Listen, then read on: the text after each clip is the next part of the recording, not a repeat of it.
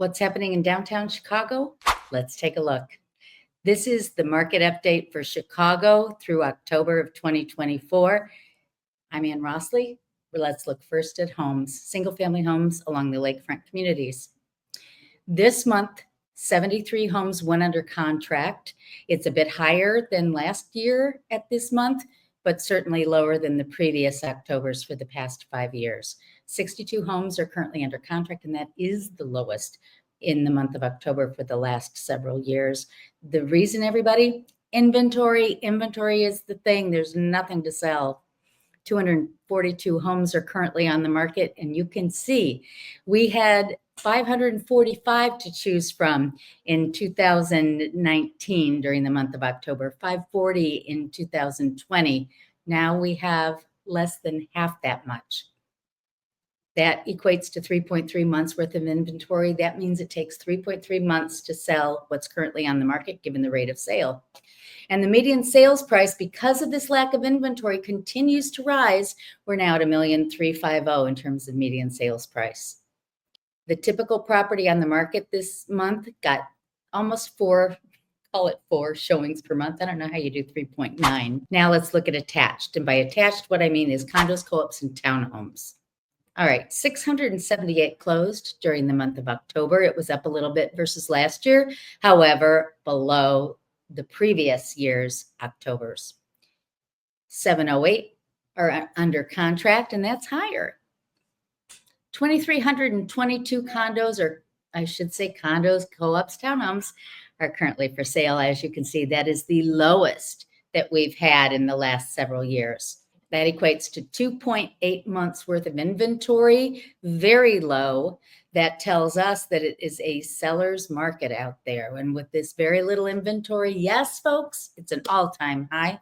$440,000 is the median sales price for attached properties in the lakefront communities. All right, so if we look year to date, January through October of 2024, we're down 1.9% versus previous year with attached properties being closed. That's down 26% versus the year before that. Talking about detached or single-family homes, we're actually up 8.5% in number of units closed, but that's versus being down 33% versus 2022.